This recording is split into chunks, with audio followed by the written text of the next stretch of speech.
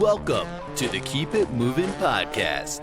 From an aimless kid to a Navy veteran traveling the world, join Andy and his guest in discussing the before, the during, and the after of military life and more. Here's your host, Andy Lane. Hey, what's going on, everybody? Welcome back to the Keep It Movin' with Andy Lane podcast. Today we have a special guest, good friend of mine.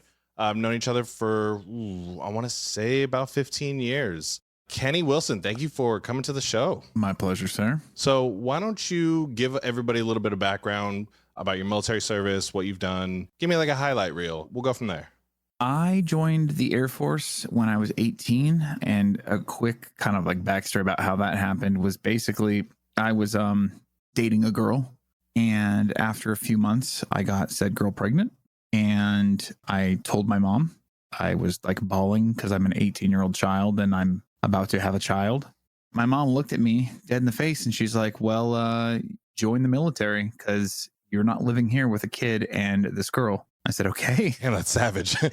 So my stepdad got home that afternoon and he's a retired Army. He did 20 years in Army intelligence. That's such a long time. Yeah. And he looked at me and I grew up in San Diego. Like I literally grew up like 15 minutes away from 32nd Street. So growing up, a lot, if not most of my friends' parents were in the Navy or the Marine Corps.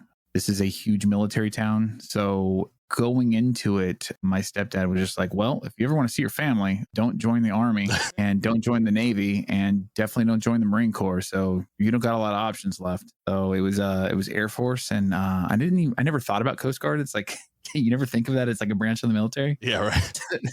so they just get overlooked. Which is crazy because they have like a pretty solid team going. Like, dude, in hindsight, I would have joined the Coast Guard hands down. In fact, I even tried to cross train at one point in time, but I didn't meet the requirements because I had too many dependents at the time. I had a wife and two kids, and they only let you cross train over if you had two dependents. Oh, I didn't know that. Yeah. I don't know if it's still like that, but that's how it was in like 2005 or something. So basically, I found out October 30th that this girl was pregnant, and I went down on Halloween 2011. So this is literally a month after September 11th. To the recruiter's office and 2001. I'm sorry, yeah, did I say 2011? Yeah. October 31st, 2001, I went down to the recruiter's office and I signed up for the Air Force. And again, this is right after 9/11, so all the recruiters' offices were packed. Like people were like jumping at the opportunity to join the military, whatever branch they can get. It was insane, dude.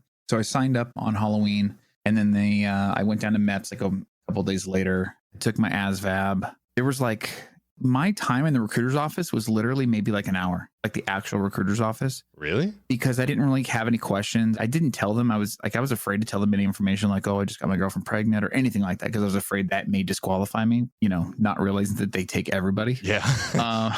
Especially then. Right. So I was like, yeah, I just want to join, blah, blah, blah. And, I had a high school diploma. I was in community college at the time, and they're like, cool, we'll take you. So literally signed some information, went down to MEPS a couple days later, took the ASVAB, no sort of ASVAB prep or anything like that. Got my score back, sat down with somebody at MEPS, went over possible job openings. But at the time there was like nothing. Like you go in with this like idea of, well, I want to work in this. So I'm like, oh, I want to work with computers. I want to be like networking or something along those lines. Right. Right. None of that existed. So the recruiter, of course, is doing the recruiter thing. And he's like, well, if you want to work on computers, like what you can do is you can take this open electronics field. And when you get to basic, there will be more job opportunities that you can choose from there. So hopefully the job that you want will be in there. Well, open electronics has absolutely nothing to do with computers at all.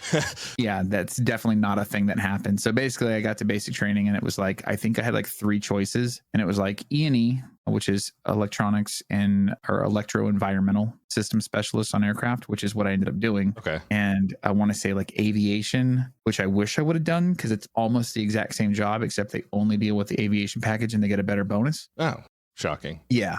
And I can't remember what the third job was, but it was like, I definitely don't want to do that. So, I picked my job and they're like, okay, come back on January 4th and you'll ship out. So I, given that I lived in San Diego and so like a couple weeks later, I got married. Okay. And given that I was living in San Diego, so when it came time to ship out to MEPS, like to be at MEPS at this date at this time. I didn't go to the hotel like most people do the night before because I lived 30 minutes away. So I'm like, I'll just drive there in the morning time instead of going to the hotel. Yeah, it doesn't make much sense. Right. And literally walked, got out of the car in the parking lot, hugged my wife goodbye and was like, goodbye, and walked inside and off to basic training I went. So they basically did to you what they do to like undesignated seamen or airmen that come into the Navy. They're like, hey, you can pick any job you want once you get to the fleet. Like, you just try them all. Yeah. And then you get there and you're like, this is not what I signed up for. Why am I here? 100%. When I said, so you get to basic training, you go through a few weeks of basic, and then they pull you aside after you've been there a few weeks, and they pull you in and they allow you to sit down and look at this book at the available job openings. And it's just like a list. And then you have to like cross-reference that with a different book that actually gives you like a job description. But again, there's nobody there that can like, that's worked in that field that can like talk you through it or like, this is what you're going to do. Or, you know what I mean? Like they don't give you any like actual information or like ability to really research the job. So kind of winging it. And I remember looking at the book and like having this like sort of disappointment because there's nothing that I really wanted to do in there. And I'm like, but I have to pick something. Right. And I just remember thinking like, this is everything I've ever heard about the military all coming to fruition right now, like week 3 of basic training. And I'm like, cool. I know how the next 4 years of my life's going to be. So yeah, that was that. I don't even remember how I picked the job. Like I remember graduating basic and going to tech school. And when I got there, because again, the military was so flooded with people trying to join that I sat on hold for like, I want to say like 3 weeks before I could even start school. And I remember people like talking to them and they're like, yeah, so what job are you going to be? And I'm like, E&E. And they're like, what's that? I'm like, I don't know. Good job. Yeah. I have no idea. I guess I'll find out when you do. They picked similar jobs. They're like, yeah, not sure what I'm doing, but yeah, sounds good. Yeah. Damn. That's wild. Where were you stationed? First duty station, only duty station because I got out before I got orders, or right after I got orders. But it was in Luke Air Force Base in Glendale, Arizona, so just outside of Phoenix in Maricopa County. Gotcha. That explains the Arizona connection. So when we had met, I'm not sure how the conversation got brought up, but Arizona got brought up often. And then, Sean lives there. And I assume that's how you met Sean? Yeah. So when I was living in Arizona at that age, I was super into like raves and DJing and whatnot. And I got involved in the the DJ rave scene out there. And Sean was a photographer in that scene. This is like 2003, maybe. So that's when I met Sean. Got it. And then we kind of met in like a weird dynamic. We met through like multiple people that just kind of correlated into us like going out, like just going out to like, I think what was it, the library, some nightclub and like. Yeah, that was because of Stefan. I don't think either one of us really liked each other, but I don't think it was for any reason, like any specific, like logical reason. I just remember like petty things. And that was like, yeah, just like, oh, I've already based an opinion about this guy. He's a douche. Yeah. I'm not going to talk to him. Right. I'll be honest with you. I was jealous of you and just kind of like low key insecure because like I was new to the group. I worked at a bar and a couple of my coworkers were people that you knew. And I mean, these are people you went to high school with. So like you're Andy, like you're the Andy. And I'm just like this new guy. So, and I remember like the first few times I had hung out with them and whatnot, because I had worked at that bar for maybe a month or two before they ever invited me to hang out. And when I finally hung out with them, like I had kept hearing about you, but you were never there. We had a Halloween party at the bar one time and you showed up like Captain Jack Sparrow. Oh yeah, I still have that. That's all I remember. But like, I remember like you from a distance, but I don't remember interacting with you, if that makes sense. Cause I was obviously working and it was fucking busy. True. But I was gonna say the first actual meeting, like hanging out was the library. Yeah. And it was me, you, Stefan, and we went out in his parents' Audi wagon. Yeah, the little A6, the green one. Yeah. And that's when I met Tommy G for the first time. Oh yeah. The library was it was neat inside, but then you walk outside and you realize where you're at in Sacramento and you're just like, I probably shouldn't be here. I'm going to go back inside. Yeah. This is not where you should put a nightclub. Yeah. That's nice. You used to DJ too, right? Or still do? Or is that like a... Yeah, I don't anymore. I have no time for hobbies anymore. I'm so busy with just life and work. And what do you mean? Let's put a shameless plug in there. What's your latest and greatest, I don't want to say accomplishment because it's ongoing. So, okay. So a couple years ago, I think it's about 2 years at this point. It'll be actually, I think it's April. It'll be 2 years. You were streaming pretty heavily on Twitch, and I was starting to build a computer. I think the original intention was to build an editing computer for my wife for video. Okay. And so I built an editing computer, but it just happened to play games really well. So I was like, well, I might as well download some games. So I think I got like Apex and a couple other things. And then you're like, yeah, you should try streaming. And I'm like, I don't know. And then I was telling my wife about you streaming. And then she made a comment. She's like, oh, you should try that. And I literally, as soon as she said that, I walked into the room where the computer's at. I sat down, I downloaded, like I started researching it. I was like, oh, well, the wife gave me the green light. So I guess it's going to happen. So now let's invest our entire savings in computer parts. Yeah. So, it started out with streaming, and then right before the pandemic hit, I kind of took a hiatus from it. And then during the majority of the first year of the pandemic, I didn't stream at all. I was still playing games and whatnot. I don't know why I stopped streaming. It's probably the dumbest thing imaginable, because streaming really took off during that time for a lot of people, because a lot of people are just sitting at home. So stuck in quarantine. Yeah. It probably would have been good for the brand and whatnot, but whatever. I took a break. And then when I got back into it, I kind of went full force. This was, again, maybe 8 months ago or something like that. And I was just really enjoying it. I like video and I like audio. So I like those aspects of streaming, like just having a clean, good sounding, good looking setup. And then, while you're playing games, it's just playing games sometimes can be a little monotonous, but, throwing those other dynamics in definitely spices it up a little bit. So, I was streaming for a while, and I started to get some okay numbers. An organization at that time, who will remain nameless, took notice of me. Nice. I ended up joining that organization. It was short-lived. It was a newer org. It had some really bad management, i.e. the CEO of the organization, the guy who owned the organization, kind of had his head up his ass. But the people that were on staff, I ended up getting brought on staff, but the people that were on staff in the organization were awesome, and made some pretty solid friendships. A lot of them were prior military. I think every single one of them was prior service military or still currently in. And right. We decided to break away and start our own thing. So yeah, we actually officially launched our organization on the 27th of January, but it had been in the works for a few months, planning and building a stream team and getting competitive teams together and whatnot. So there's an organization by the name of Umbra Collective, and I am the chief operating officer of Umbra Collective. I'll throw a link down in the description when this uploads. So you developed this organization while having a family and having to raise how old is she now? She's 3. 3? It'll be 4. Yeah, 4 in May. That's crazy. So raising a family, and then you have a full-time job on top of that. Yeah. And a very stressful one that takes a lot of time. So I completely believe it. And then on top of that, you're designing and helping develop and build this organization.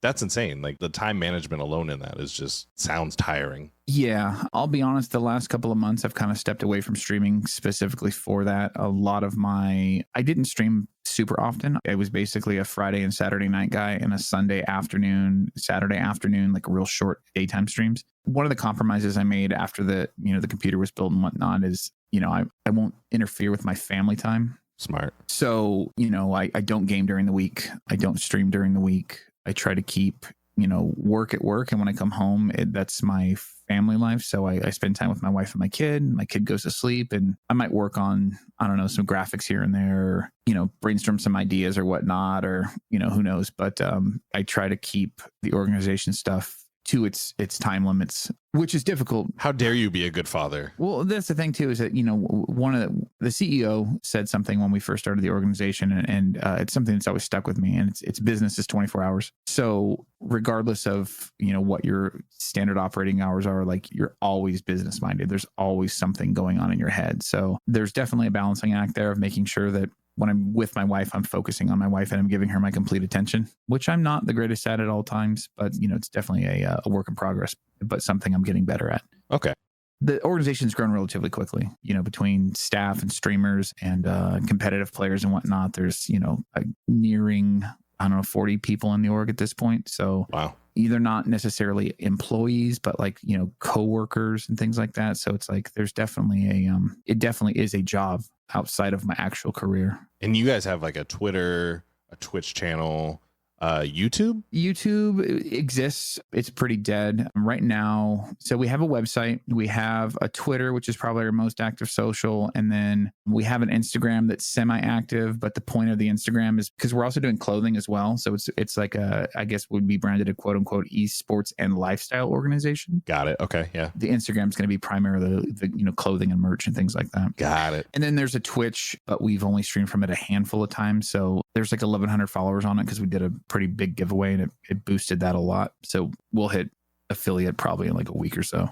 Dare I say, what did you guys give at the giveaway? First prize was a EVGA GeForce RTX 3080 for the Win 3. That's ridiculous. Yeah, so it's kind of a unicorn card, and we happen to basically one of the guys in the organization who already has a 3090 was on a waiting list for EVGA, and he got the email saying you've got 24 hours to buy this, and the organization was like, do it.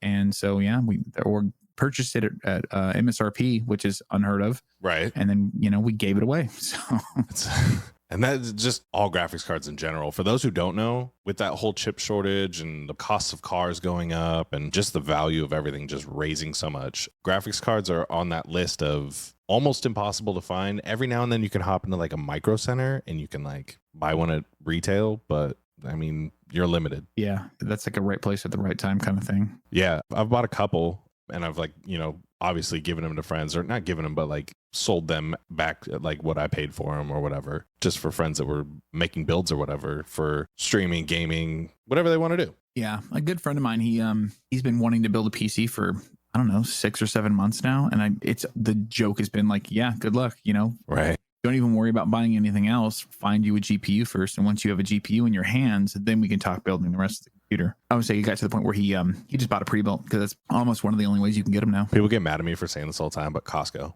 Oh, yeah. Yeah. No, there's some decent stuff on there, even in store. I mean, it could use some cable remanagement, but aside from that, the specs are good. Yeah. They had one that was $1,300 or something like that. And it has 3060 Ti in it. I mean, just buying that, even if you were a dick and you wanted to like flip it for scalp cost, you'd make your money back almost instantly. Oh, yeah.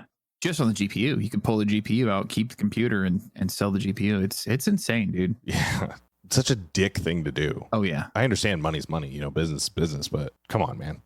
I bought my graphics card off of a scalper. Actually, it was the last day that I saw Roman. It was the day I picked up this Go XLR from him. So I met up with him first, and then I literally was down in San Diego, turned around and drove 30 minutes south and met up with a guy in a parking lot at a bank and bought a 3090 Founders Edition. Jesus. And was he wearing a trench coat? No. It was actually shockingly a good experience, but I almost threw up in the parking lot when I handed him the money. And I'm just like, I mean, it was in a sealed box and everything, but it's just like, okay. So I'm like, would you mind if I open this in front of you? He's like, yeah, go for it. I mean, if you got the money in your hand. So I opened it and I'm like, okay, I've now verified that this is actually a 3090 and not a brick. Right. I still wasn't at ease. And I was like, until this is home in my computer and boots up and runs and I can do a burn-in test and it doesn't fail on me, I don't feel confident. Yeah, I kind of did the same thing. So when the whole like thing started, like when the cards first got released, like the 30 series cards got released, I found a guy on Facebook Marketplace and it was completely random. I was living in Maryland and I was like, hey man, like I see you got a 3070. You're only charging like, I think it was like $20 or $30 over MSRP. And he was like, yeah, I ordered 2. And I was like, dude, this sounds like a scam, but you're only like 20 minutes away. So, ugh. And still using the card. Like, fuck it. So, fun scalper story. My cousin in Sacramento wanted to buy a PS5 for his stepson. Oh, no. And so he hits me up after the fact. So he calls me one day and he's just like, bro, I got to talk to you. I'm like, what's up? And he's just like, so I found this person on Facebook Marketplace and they got a PS5 and they said that they have it and blah, blah, blah. And they sent me a box or a picture of the box. And it's the Miles Morales edition and all this stuff. I'm like, okay, so what's the deal? And he's like, well, I want to set up a time to go meet with them. They're telling me that they'll meet in a parking lot at a police station. And I'm like, okay. And they're like, but the ad was in Sacramento. Oh, it was Craigslist, not Facebook Marketplace. The ad was in Sacramento, but when they sent me their address, it's like 5 hours away. And I'm like, okay, so are you going to drive 5 hours to get it? He's like, no. He said that he would mail it to me if I just sent him the money, blah, blah. And I'm like, wait, you didn't send the money, did you? And he's like, let me finish. And I'm like, you sent him the money. Oh, no. Yeah. So basically he starts sending me screenshots. And so he's like, the person was like, well, I'll mail it out. So send me your name and your address. I'll mail it out. and then I'll send you the tracking number. And when I send you the tracking number, you can send me the money.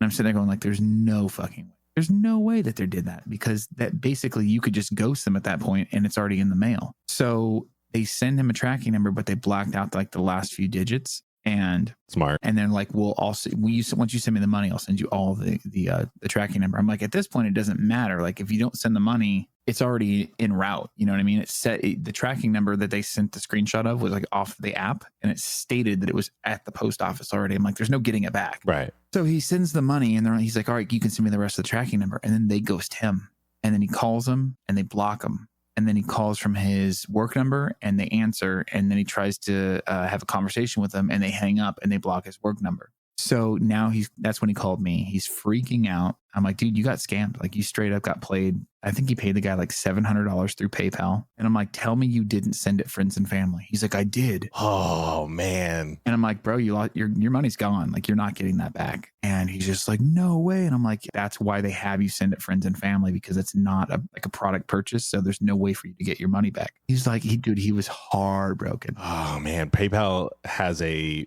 buyer's protection now for friends and family. Oh, really? Yeah. So, well, he called PayPal. They told him straight up. They're just like, yeah, there's nothing you can do about it. This is why when you go to click on friends and family, it gives you a warning stating make sure you're not buying goods and services, because there's no protection. So he ended up filing a fraudulent claim charge with his credit card company. And I guess they gave him his money back. okay. So the only person that really gets burned in this whole transaction would be PayPal. Right. Right. But yeah, I felt super bad. I mean, obviously he got his money back, so it's no harm, no foul other than the stress. But then I started showing my wife the photos that he was texting me, and she's like, starts zooming in. She's like, oh, they photoshopped his name in there. Like, it's not even the same font. And I like started looking at it, and I'm like, dude, you're right. I'm like, so all they did was they screenshotted some other package that had been shipped, blocked out the last few digits so that you couldn't put that tracking number in to verify that package had already been delivered. And then they just photoshopped his name over whatever other name was there. I was like, damn. And your wife's like a photography wizard too. So Yeah. whatever the female version of a wizard is. A witch? That's not right. I think it might be. Is it? She's a photo witch. A photo? I'm not calling your wife a witch. Babe, I'm sorry. I'm putting it out in the universe. I'm not doing that. I think she would go with wizard. Wizard? Yeah, I think she'd be okay with that, as long as we're not talking about sleeve of wizard. Yeah. Good. You brought it up, not me.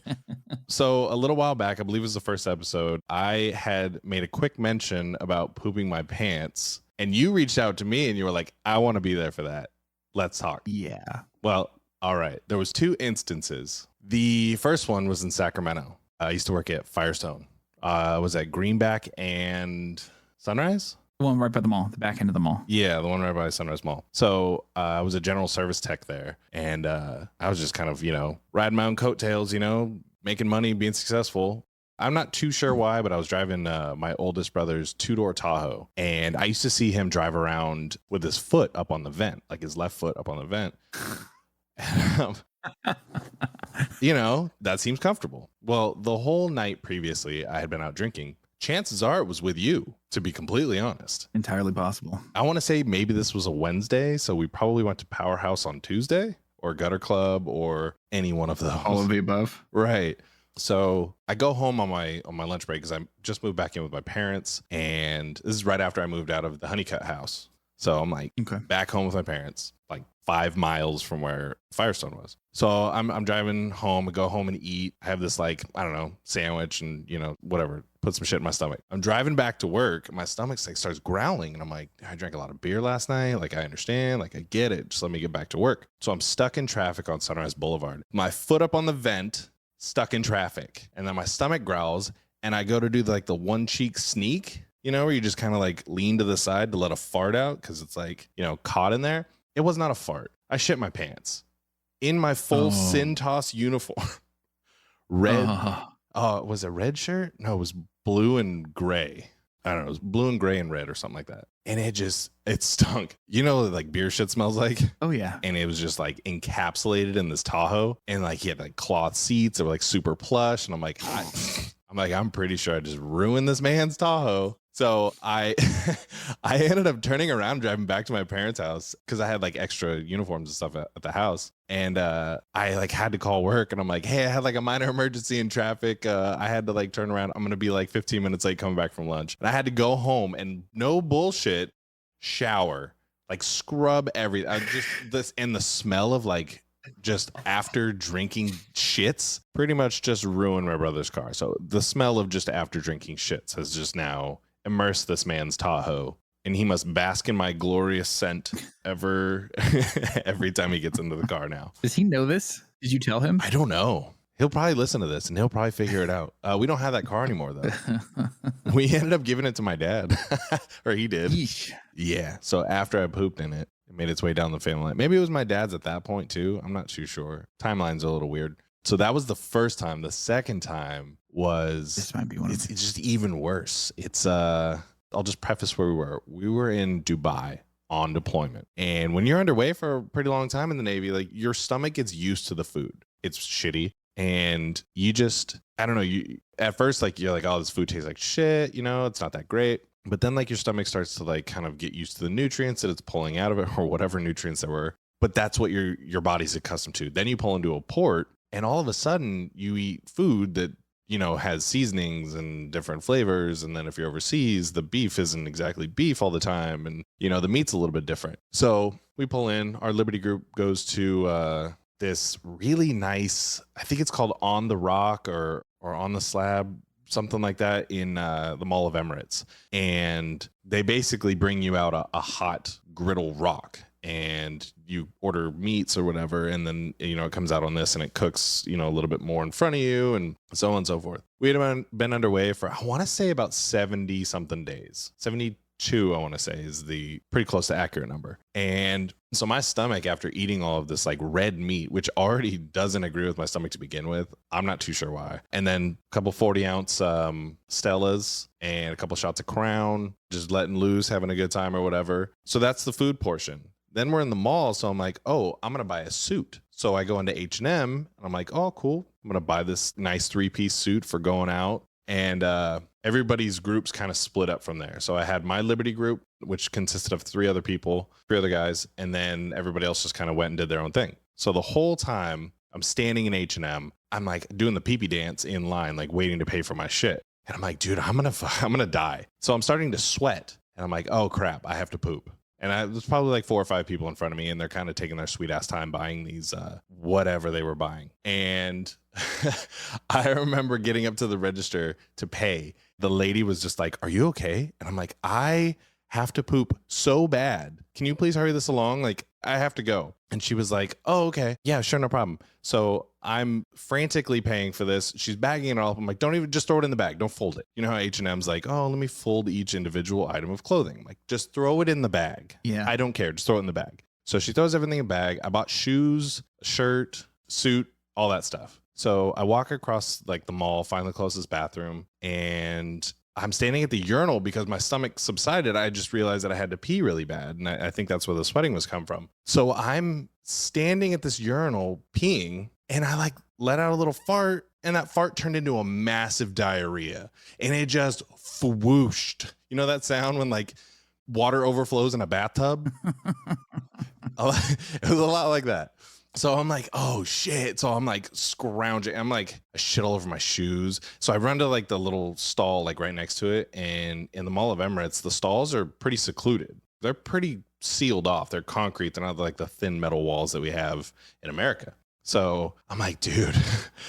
And I finally make it to the toilet, and I'm just like, you know, assessing the battle damage, you know. And I'm like, how much shit do I have? I pooped all over my Vans, which they were like custom suede, and like they were black and blue. They were so nice. And I think they were maybe like 6 months old, completely covered in shit, completely covered in shit. My shorts that I was wearing, because it's, you know, 100 and God knows whatever, completely covered in shit. Underwear, shit. Shirt was okay. Shirt was the only redeemable item that I had. And so each one of those stalls, they have the little bidet sprayer that you can like, that's a hose basically.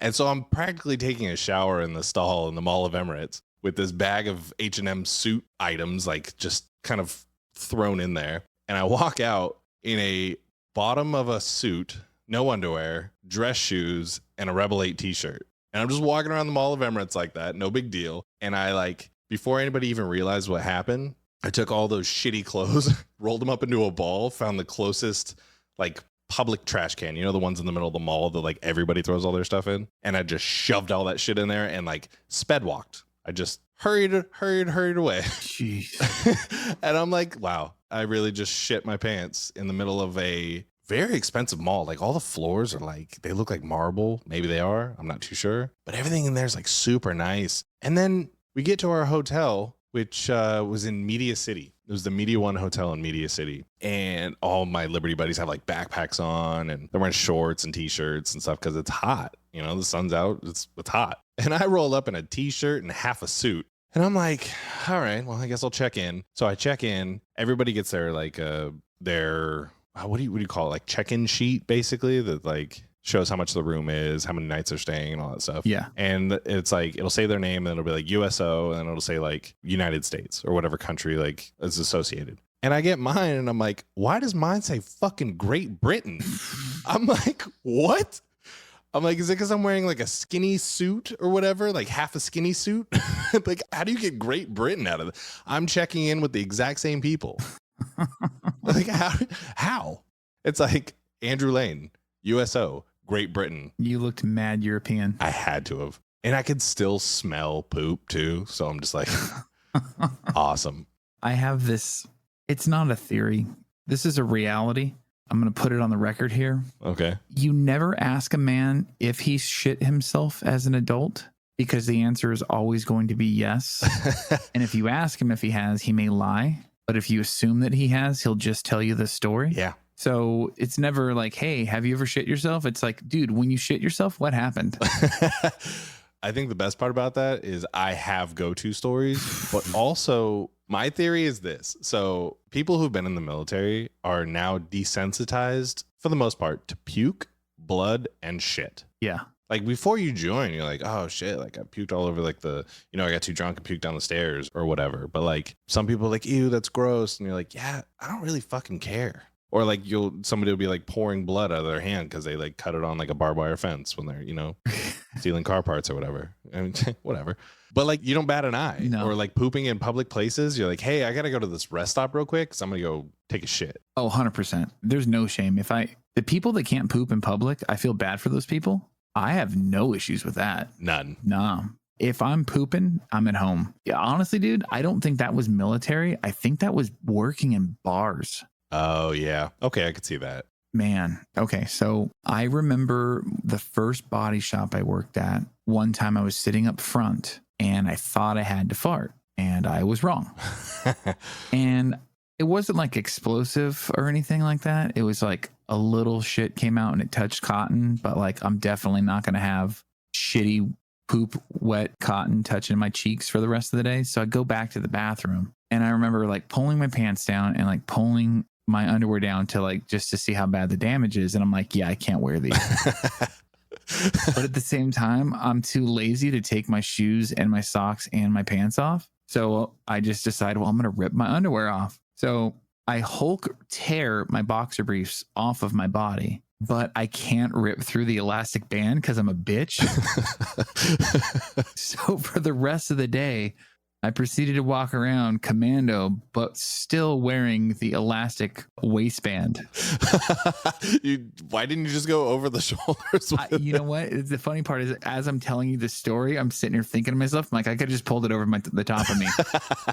It totally did not do that. Didn't even think about it then. It happened. Yeah. There was one time where it was it was St. Patty's Day. The best. And this was when Jesse opened up Republic in downtown Sac. Okay. Yeah, I visited shortly after it opened. So I go down there on New Year's Eve and it's like D-Rock was working there at the time, but he had like the night off. So it was like, let's go down there. Like, this is what we do. So our plan is to start there and then just basically peruse all of like downtown and midtown. So it's like me, I want to say it was Derek, Vic, and one other random person. So the squad. Yeah. Gotcha. Of course, I go up and thanks to Andy Lane. That's me. I'm a Jaeger guy. Oh, God. I blame you for that. My bad. So I order a a Jaeger Red Bull on the rocks, a little sippy drink, right? Okay. And you know, sometimes you go to drink and you take one sip of alcohol, and as soon as it hits your mouth, you're just like, nope. Absolutely. Like drinking's not going to happen today.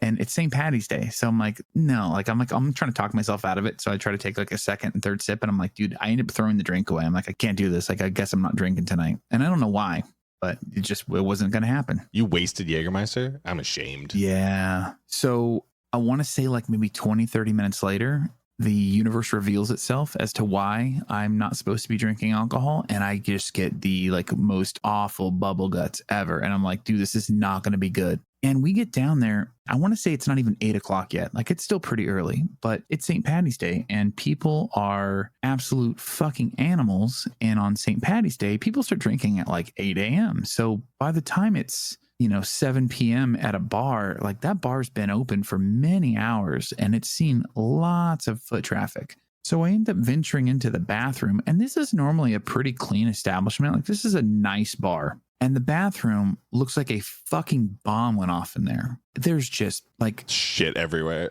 This particular bathroom has 2 urinals and 1 stall. So I'm waiting in line with bubble guts to get into the stall. Guy comes out. He goes to wash his hands. I close the stall behind me. It's a handicap style stall. Okay. I look and it's just the floor, the walls, the seat, the entire toilet is just covered in piss. Like, for the last 12 hours, people have just been peeing on the toilet instead of in the toilet. Classy. Yeah. And I'm like, dude, I have to shit myself. And I'm like, do you hover? But I'm not, my cheeks are not touching that toilet. And like, there's no amount of like, toilet paper or toilet, what are the ass gaskets that are going to save you from this. Like, this is an absolute abomination. I thought I was the only one that called him that. No. So, you know how the handicap stalls have the rails bolted to the wall? Yeah. So I proceed to lower my pants to around my ankles, but just above the ankles so that I could spread my legs enough to keep tension on the pants so that the cloth doesn't touch the piss and toilet paper covered floor. I proceed to hold on to the pole on the wall with both my hands and basically hover over the toilet. And my thought is, I'm just going to poop into the toilet with, I don't know, maybe 3 inches or so of space between the toilet seat and my ass. Ooh, that's risky. Wrong. So remember earlier when I asked you if that alcohol poop had like the cork and then all of a sudden you just turn into paint? Yeah. I proceeded to shit all over the toilet seat. So I've been sitting here looking at this toilet thinking in my head, I fucking hate every single person that's been in this bar today. And I just took everything that was there and turned it up to 11. So you basically just spray farted all over the toilet. That is 100% what I did.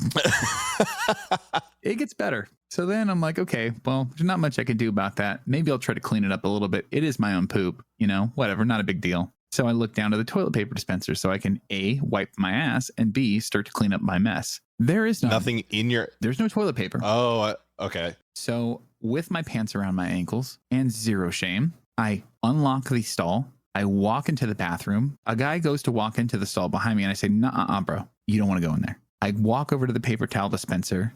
I just start ripping paper towels, like as much paper towels out of it as I can. I walk back into the stall and my pants are still around my ankles. So ass cheeks, dong, fully hung. There's probably 6 dudes in the bathroom looking at me like, what is this guy doing? Why are his pants around his ankles? I walk back into the bathroom. I proceed to first wipe my ass because I care about my cheeks more than I care about this stall. Right. And then I low-key wiped the shit off the seat and just kind of flushed it. But at that point, all I did was clog the toilet with the fucking paper towels. You did them a favor. And then I came out and I washed my hands because I'm a gentleman. After all that. And I walked into the bar. I grabbed D and I'm like, "Hey, bro, who's it that handles the bathroom work here? Because I need to apologize for them and buy them a drink." Oh, man. He's like, "Oh, it's Albert." I'm like, "Oh, man." And Albert's like one of the boys. I'm like, I feel absolutely. I was like, "Yo, Bert." He's like, "What?" I'm like, "Sorry, bro." Yeah, I was like, "I owe you." Like, next time we go out drinking, like that night's on me because you got a mess in the bathroom that you got to go clean up, and a big majority of it is me. And he's just like, he looks at me like with the "oh fuck" face, and like, "God damn it, I hate you." And then yeah, You're like Sorry. My Yeah, bad, yeah. bro. I looked at D at that point. I was like, bro, like we got to go to another bar. Like We got to go destroy another bathroom. I can't be here for like, if I get bubble guts again, I'm not going back. I'm not repeating this mistake. Oh man, I did that in Japan. We went to, so I have a dairy problem with my stomach. Well, my stomach's fucked anyway, but I have a dairy problem. Ulcer, etc. So any milk-based product, I'm fucked. Well, in Japan, there's this place called Red Door Ramen that's like pretty close to the Haunch, which is like a pretty well-known hangout spot for the Navy because it's like right across the street from Yokosuka base. Mm-hmm. And so we go get ramen and, you know, it's delicious. It's Japan, you know, it's fantastic. And I'm like, damn, that was really good. You know, what was in that? Because my buddy just kind of like recommended something. He's like, oh, blah, blah, blah. He starts reading off the ingredients like bamboo shoots and a little bit of pork. And I'm like, I'll be fine, whatever. He's like, condensed milk. I'm like, what the fuck you mean condensed milk? Like, what are you talking about? And he's like, yeah, that's what gives it that like sweet flavor. I'm like, God damn it. And I know we're going out drinking after this. So we go into the Haunch and like the hangout spot for the ship was this like country Western bar. They had like pool tables and they had like habusaki, which is like the cobra inside the bottle. Gotcha. And 10 minutes after being there, I have like, 2-3 beers. I'm like, damn, dude, I have to shit. And there's only 2 bathrooms. So it's like a pretty big spot, but there's only like 2 bathrooms and like 1 person per bathroom. And I'm like, dude, my stomach's like, it's rumbling. So I go in the bathroom and I'm in there for like 40 minutes, like just constantly shitting. And I'm like, whoever comes in here after me, like I didn't destroy the bathroom. I was like super nice about it, but I was like, man, I hate shitting at bars because there's like people banging on the door. They're like, hey, hurry up in there. And I'm like, I'm shitting. You want me to just rush it out? Let me enjoy myself. It was so bad though. And I'm like, yep. All right. Now I definitely know I'm lactose intolerant. Got it. I never had a lactose issue as a child or as a teen. And one night when I was 17, I went to a youth group that I was invited to by a friend. And the youth group, trying to be like edgy, like and appeal to, our generation of teenagers. They give you Kool-Aid? No, they had this contest where it was like, oh, we're going to see who can drink a gallon of cold milk the fastest without throwing up. And I'm like, this is at a church, bro. Okay. So they have multiple gallons of whole milk cold. They bring in trash cans, 55-gallon trash cans for you to stand around because throwing up is going to be inevitable. Like they know this is going to happen. So I'm like, well, let's make a good first impression. So I'm like, I'll compete. Oh my God. I ended up drinking maybe about 3/4 of a gallon of milk in, I don't know, maybe a 10-minute span. And I'm like, I can't finish this and I don't want to throw up. So I drink 3/4 of a gallon of milk. And that night I'm sitting there with my friend that invited me. And this is maybe like a 20 to 25 minute walk from my house. It's not super far, but there is some hills and whatnot. So we're waiting for my parents to come pick us up. And my parents were like there for like maybe an hour after it's over. And I'm like, we got to go. Like, where the fuck are my parents at? So Right. I was like, well, we're not far from home. Let's just walk, And this is like before cell phones were a thing. Like cell phones existed. You just, when you were 17 years old at that time, you did not have one. 25 cents a text message? I don't even think texting existed, to be honest with you. Oh, okay. I don't think that was a thing yet. I want to say it was like you definitely paid per minute, and it was like you paid probably $100 a month and you got like 60 anytime minutes and maybe like 200 nights and weekends. Gotcha. Yeah, I know what you're talking about. Yeah. Cell phones were like you had one, but it was always an emergency if you were using it and only then. Right. So anyways, we're walking home and we're walking, and the town that we're in is a town in San Diego called Bonita. And it is there's a lot of equestrians there. Okay. A lot of people that own horses and whatnot. So Horses. The particular part of the town we're walking in doesn't have sidewalks. And so we're walking on the side of the road to this main street that turns right and goes up a hill into Paradise Hills where I live. And we hit this corner house and I'm like talking to my best friend whose name was Andrew. And I was like, Drew, I got to poop, bro. And he's just like, well, we're almost home. I'm like, there's no waiting. Like this is coming now. So I hopped these people's fence. They had like a, oh no, like a white kind of like horse fence, wooden fence around their property. And there's like a little like kind of a gully in their front yard. Okay. And I'm like basically shitting in this stream, like bad lactose poops into this stream. And I have nothing. I obviously don't have toilet paper because I don't walk around with toilet paper on me because I'm not a fucking maniac. But I got youth group flyers. So I wiped my ass with like the youth group flyer from church that had like notes on it and stuff. and I left it in these people's front yard. That is savage. So, I don't know if they like woke up, a couple days later and realized that their front yard smelled like human feces, and there was like shitty church flyers just sitting in their creek, like floating, like. Oh, so. Do you see why I wanted to be on the poop episode? Yeah, no, absolutely. Right before you started off with that, I mentioned my brother's name, Adam. It's my middle brother. We're 2 years apart. Great guy. I know he's going to listen to this or hear about this. Love you, Adam. Yeah, right. The story's been told countless amounts of time. And I don't know if it's like embarrassment or what, but so we're kids. We're probably 10, 12, something like that, maybe a little younger. And Adam played soccer. He played soccer on like a youth league. I think it was called Arsenal or something like that. Maybe it was for Rosemont. Okay. I think they practice at Einstein sometimes and whatever, middle school. So Adam, after there's like a Saturday after the game, they get like orange slices and, apple juice, Capri Suns and all that stuff, right? Stuff from when you're a kid. Adam's like pounding these like apple juices. And we have this like Chevy Astro van, like the old Chevy Astro, the greatest car ever. You had another van that was pretty great too. Another episode for that one. And Adam's like, dude, my stomach hurts. Like he's in the car and he like shits his pants in the car, in like the back seat, not the back seat, but like the middle row seat. I don't know if it was my parents or like my oldest brother, but they like fold up a towel, not a towel, but a blanket and like put it under him. And he's just shit legs, like, and he's like a kid and it's like apple juice, like liquid shit. And he's like freaking out, dude. He's like, I don't know what to do. I want to say the shorts were white.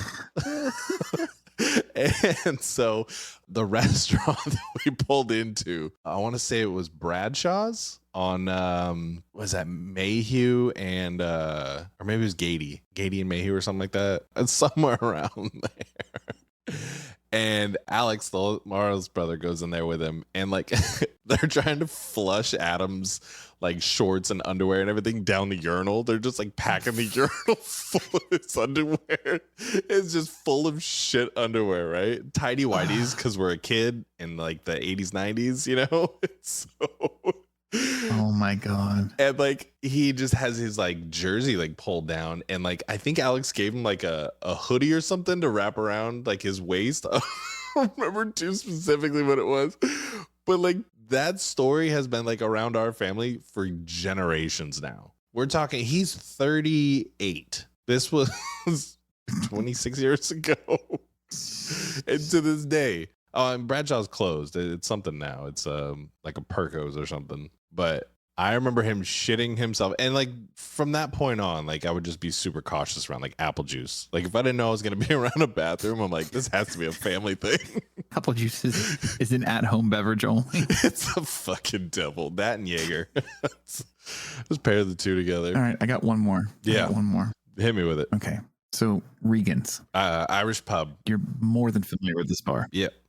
Okay, so the men's bathroom, you walk in and it's like, and they've remodeled that bathroom a few times, but there's always a shitter, but there's never a stall around it. Yes. It's not like you walk in the bathroom, there's a sink, there's a urinal, and there's a shitter, but the bathroom door doesn't lock and the shitter faces the door. So if you sit down to poop, there's nothing stopping anyone else from just walking in there and watching you poop. So we're there. It's like, it's not a busy night. I want to say it's probably like a random Wednesday or something like that. Okay. And we're drinking. I remember like having to poop bad. And I walk back there and I'm like, there was a girl there too. And I liked her. And I definitely didn't want to go poop in the bathroom and like come out 10 minutes later because it's obvious what you did because the bar's so small that like there's no hiding that. Yeah, you see everything that's going on in there. Yeah. So I walk into the bathroom. I grab toilet paper and I wrap it around my hand, like probably half of a roll of toilet paper. And then I stick it in my hoodie pocket and I walk out of the bathroom. So I'm in the bathroom for like 30 seconds. Okay.